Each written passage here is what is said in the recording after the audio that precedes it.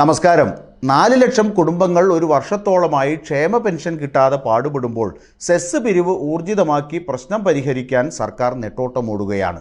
ഒരു വർഷത്തോളമായി കുടിശ്ശികയായിരിക്കുന്ന നിർമ്മാണ തൊഴിലാളി പെൻഷൻ നൽകുന്നതിനായി സർക്കാർ നിർമ്മാണ ക്ഷേമ ബോർഡിലേക്കുള്ള സെസ് ആഞ്ഞു പിരിക്കുകയാണ്.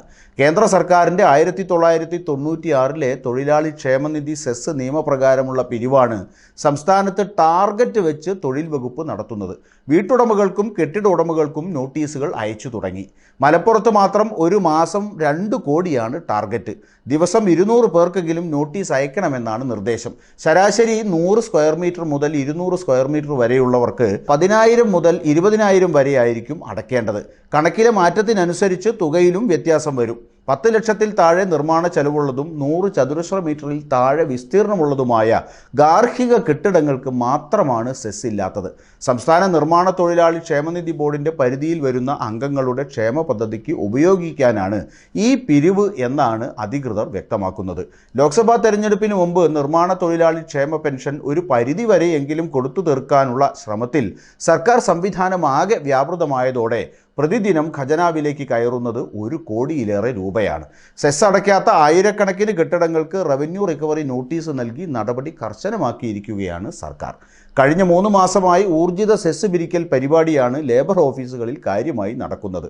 സെസ് നിയമം നിലവിൽ വന്ന കാലത്തിന് ശേഷം നിർമ്മാണം പൂർത്തിയാക്കിയ കെട്ടിടങ്ങളുടെ പട്ടിക പഞ്ചായത്തുകളിൽ നിന്നും ശേഖരിച്ച് തഹസിൽദാരുടെ അനുമതിയോടെയാണ് കെട്ടിട ഉടമകൾക്ക് കത്ത് നൽകുന്നത്.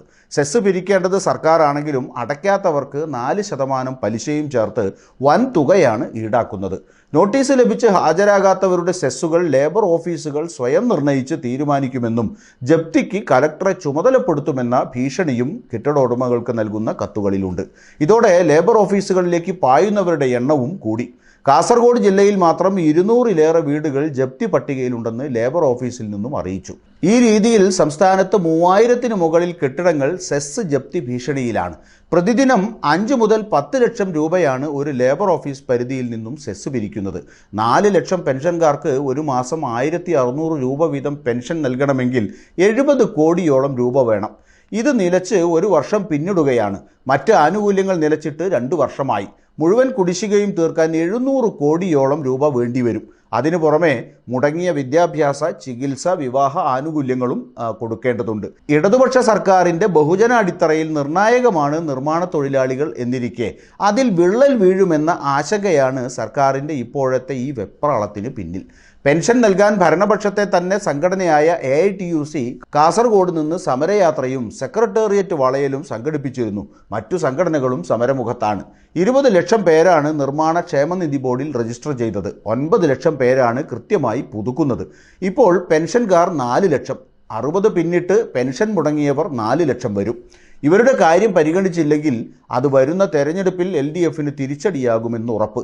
കടക്കെണിയിലായി സാമ്പത്തിക ബുദ്ധിമുട്ട് അനുഭവിക്കുന്ന സർക്കാരിന് 100 ചതുരശ്ര മീറ്ററിൽ കൂടുതൽ വിസ്തീർണത്തിൽ വീട് വെച്ച സാധാരണക്കാരുടെ കുത്തിന് പിടിച്ചിട്ടാണെങ്കിലും പണം കണ്ടെത്തണമെന്ന നിലപാട് ലോൺ വാങ്ങിയും മറ്റും കഷ്ടപ്പെട്ട് പണം കണ്ടെത്തി വീട് വെച്ചവരെ വല്ലാതെ വലയ്ക്കുന്നുണ്ട്.